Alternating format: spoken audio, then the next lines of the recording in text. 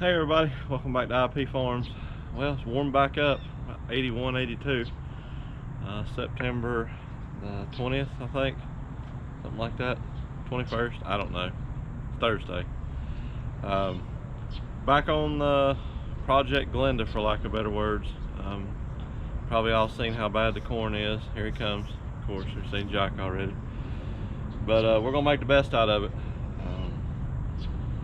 Finally got everything situated with a pulley and the hose in my sprocket, and I gotta change the cylinder sprocket on the other side, pull the door down, check the concave, see where they are in relation. I can't remember. Change those around. I gotta make a little piece for the like I did on the grain header, because this is one of those adapter plates. But the main thing is I finally got the header broke loose. That has been the biggest ordeal ever, and I'm going to have to probably stop every 10 minutes and oil that chain, because it's just bound up. Finally got the brake loose without the slip clutches. Does anybody want a donkey? I can't really, I'm not going to say what he really is to me most days. A big pet. But anyway, finally got that broke free, so now we can get the drive system on there hopefully and get all that other situated. So bring you along for a little bit of it. Another venture down the failed corn harvest road here at IP Farms. So like I said, we finally got the chains and everything broke loose. My goodness. Of course, again, my failure to be oiling this over the last couple of years that I've had it, or year, whatever it is. But anyway, broke these off here. Of course, somebody, I can't remember who it was, I wish I could, reminded me or told me in the comments of the video that this folds up, and boy, that was a lifesaver, because I was crawling around underneath there. But we folded that up. Of course, when I did the nose cone, these pins were stuck, and I don't know, I wasn't watching, so I bent it over and broke them right off. So got in touch with Gabe. They've got some down there, but ironically I have some, or have another header back here, so I don't know how much difference those are on that older header versus this one. May not be anything at all, but regardless, I can get those pins. So got everything oiled down and broke free, and it's turning on its own. So we're gonna get up under here now and see if we can get that door down. I hope I didn't. I think I did. Yes, I think I've got the header sitting on the door. Nice.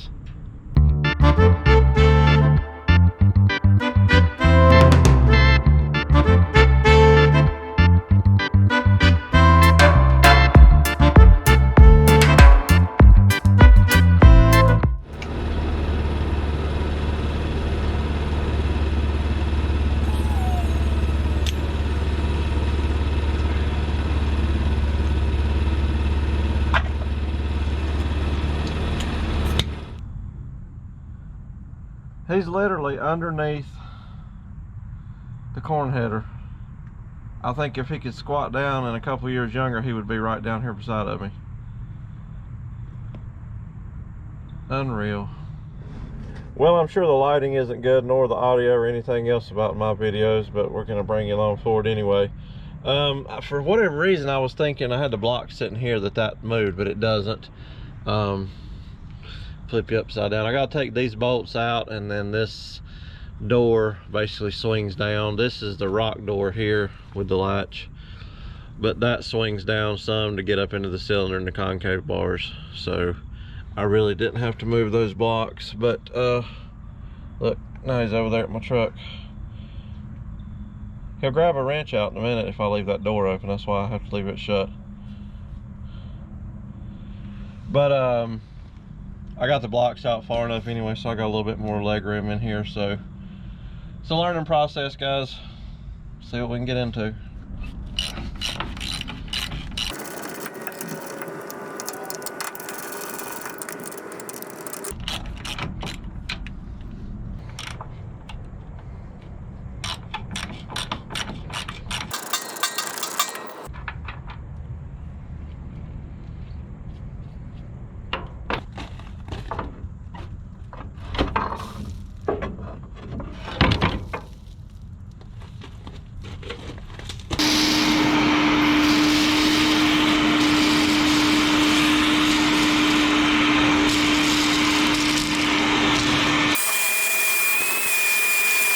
Nothing like a good sit down here underneath the combine.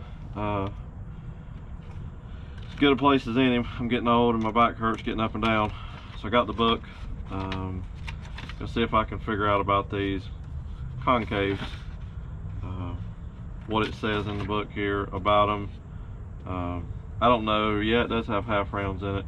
So I'll tell you again, in case you're new to the channel and you haven't heard me say, this combine has half round concaves in it. I've read a lot of things on forums. Some people say that they've never heard of them. Some people say that, you know, older gentlemen swore by them. I don't know, but that's what's in it. The ones I bought at Oakley's for the M, I think, or F or something, that I was going to cut down. They're the regular C channel. So I think Gleaner had spike concaves, rubber surface concaves, these half rounds, regular C channel. I think there's some angle. But anyway, I got to figure out how many positions there are. It's actually got 5 in it right now, 4 on the back and 1 on the door. So I don't see any more positions on the back. So that must be the 4. So there got to be 2 positions on the front. I was thinking it was only like 2 to 3 concaves depending on the crop and how it was, what it was doing. We're gonna figure it out. So let me dig here in the book a little bit further and I'll bring you back when I figure something out. So we'll try to give you a shot of what they look like. There's the half round concaves that I've been talking about, bars. So this one has all 5 in it, like I said earlier.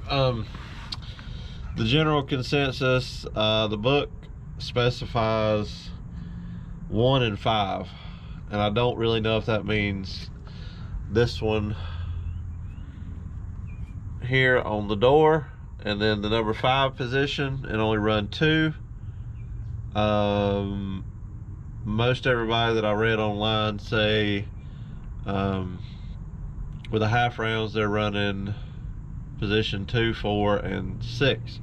And 6 being there's a spot for a concave bar up there where those bolt holes are, and I read, you know, to keep the corn and stuff and grain off of the thrown up into the straw walkers.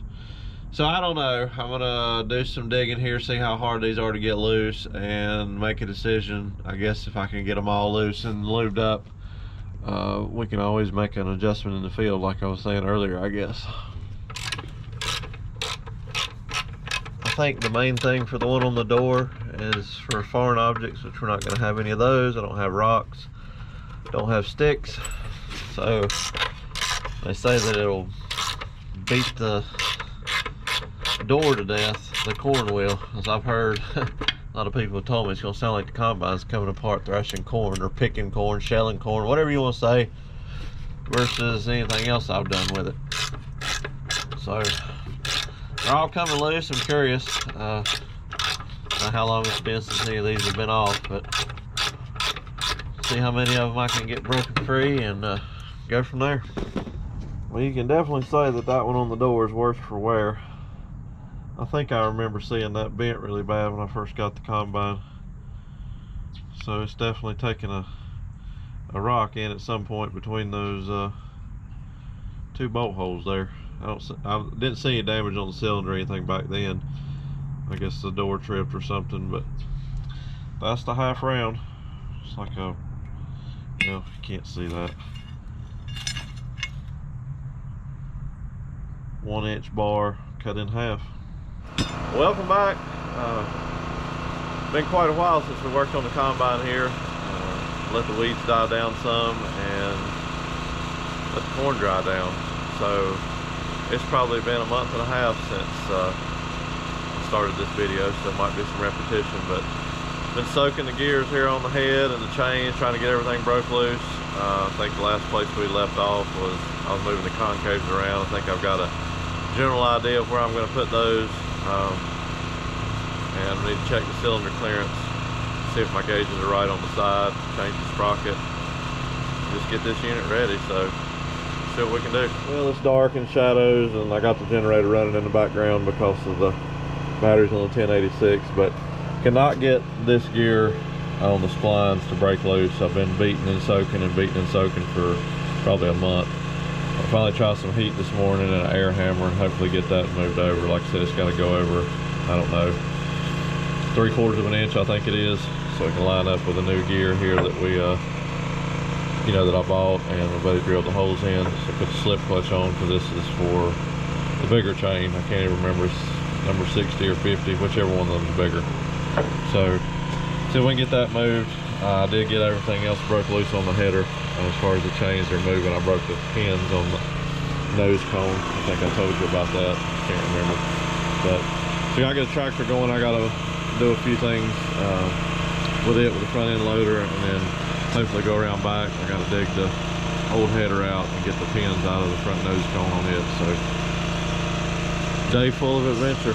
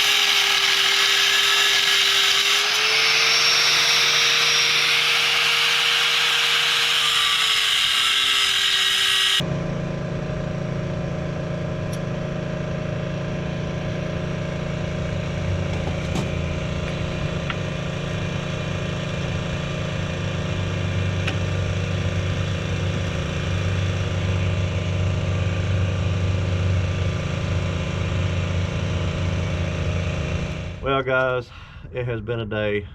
Here I am back under the combine again. I think where I started the last part of this video.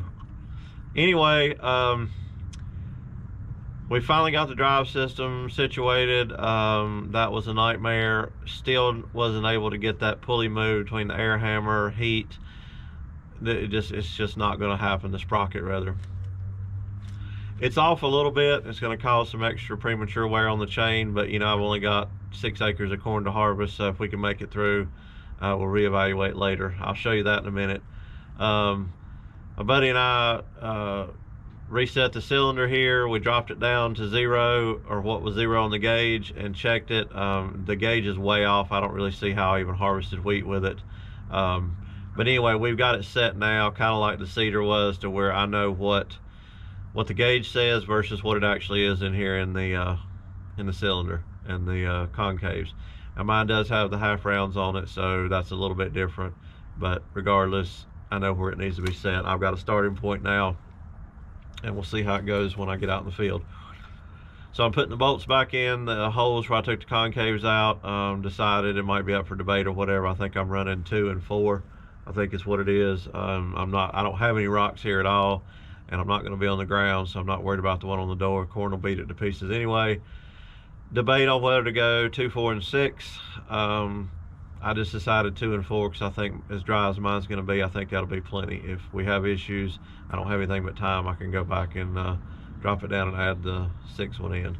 So curious to see what happens. I wanted to get it going on this video, but I don't think that's going to happen. So let me get these bolts in. We'll see where we are. I'll show you the drive system, like I said, and we'll go from there. I might call it on that video and just put the rest of it on another one. So stay tuned.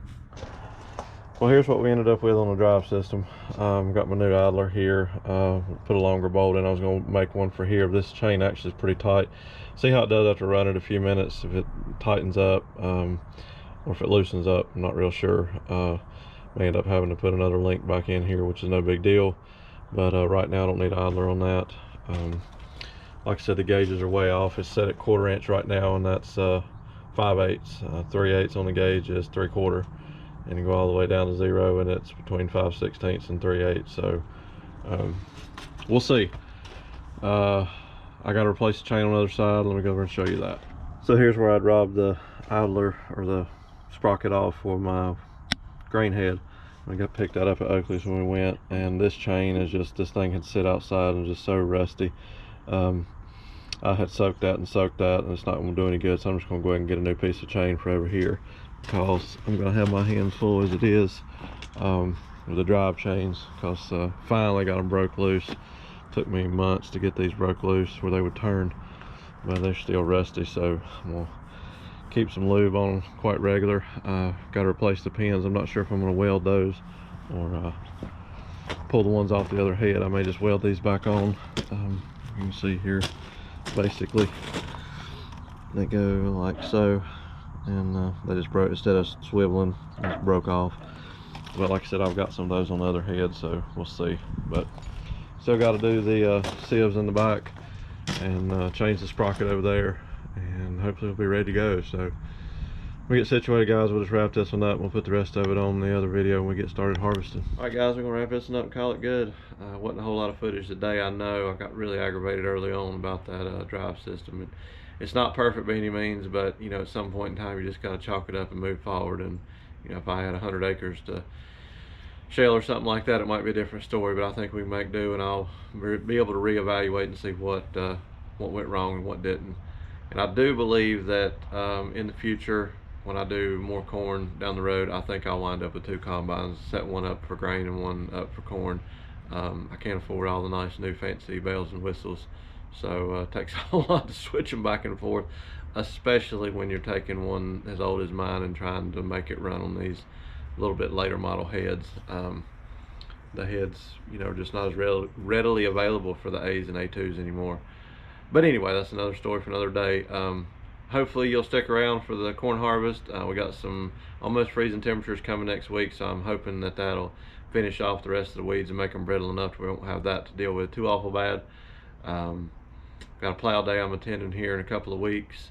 Look forward to that, and still working on the truck. Almost got it wrapped up, but always something to do here, so never a lack of content. I just don't know that it's exciting and what you guys want to watch. But one more note real quick. I said in the last video about if you're not subscribed and you're interested, give it a trial. A couple of people asked me what I meant by that, and I guess that really sounded like it does cost. It is absolutely free to subscribe to any channel on YouTube that you like.